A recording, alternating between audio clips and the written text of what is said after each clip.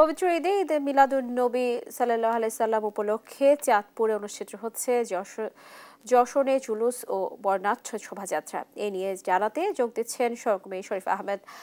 শরীফ, আপনি জানাবেন শোভাযাত্রায় অংশগ্রহণকারীদের উপস্থিতি কেমন দেখতে পাচ্ছেন? স্নেহা, আজকে কিন্তু পবিত্র ঈদে মিলাদুন্নবী উপলক্ষে চাঁদপুরে বিশাল শোভাযাত্রা বের করা হয়েছে। আমরা এখন রয়েছি চাঁদপুরের হাজীগঞ্জে। এখানে আহলে সুন্নাহ ওয়াল জামাতের উদ্যোগে এই শোভাযাত্রা বের করা হয়েছে। এতে কিন্তু হাজার হাজার মুসল্লিরা অংশগ্রহণ করেছে। আমি যদি আপনার মাধ্যমে একটু দর্শকদেরকে দেখাই, এখানে যিনি আজকে নেতৃত্ব দিয়েছেন তিনি হচ্ছেন শাহ বাহাদুর শাহ, যার নেতৃত্বে এই শোভাযাত্রাটি বের করা হয়েছে।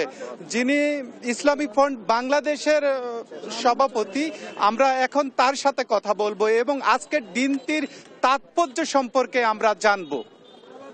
ধন্যবাদ। এই রবিউল আউয়াল মাস, এটা রসুলে পাকের শুভ আগমনের মাস। সেই উপলক্ষ করে সারা মাসেই, এই মাসের প্রতিদিনই আহলে সুন্নাত ওয়াল জামাতের পক্ষ থেকে বাংলাদেশের বিভিন্ন জায়গায় নবী পাকের শুভ আগমন উপলক্ষে জশ্নে জুলুস ঈদ মিলাদুন্নবী সাল্লাল্লাহু আলাইহি সাল্লাম উদযাপন করে থাকেন।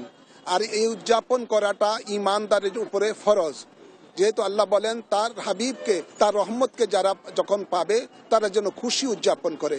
এই জন্য আমরা খুশি উদযাপন করছি এবং আমরা এই মাসে সারা পুরা রবিউল আউয়াল মাসব্যাপী আমরা মানুষকে রিকোয়েস্ট জানাচ্ছি যা আমরা আসুন সকল মতভেদ ভুলে গিয়ে, তন্দ্রবন্ত ভুলে গিয়ে আমরা রসুল পাকের মহান আদর্শে আদর্শিত হয়ে বাংলাদেশকে সোনার দেশ হিসাবে গড়ে তুলি এবং সকল সন্ত্রাসবাদ জঙ্গিবাদ থেকে বাংলাদেশকে মুক্ত রাখি। সকলকে ধন্যবাদ। আসসালামু আলাইকুম। জি, শুনতে পাচ্ছিলেন আসলে আজকে যে এই যে বিশাল শোভাযাত্রা ঈদে মিলাদুন্নবী উপলক্ষে আমরা দেখেছি এবং জশ্নে জুলুস, এখানে ধর্মপান হাজার হাজার মুসল্লিরা অংশগ্রহণ করেছেন। কিছুক্ষণ আগে হাজীগঞ্জে এখানে একটি সমাবেশ অনুষ্ঠিত হয়েছে। এখানে দেশ বরেণ্য আলেমরা কিন্তু বক্তব্য রেখেছেন। তো আমার কাছে এই ছিল চাঁদপুরে ঈদ মিলাদুন্নবীর শোভাযাত্রা থেকে সবশেষ। স্নেহা।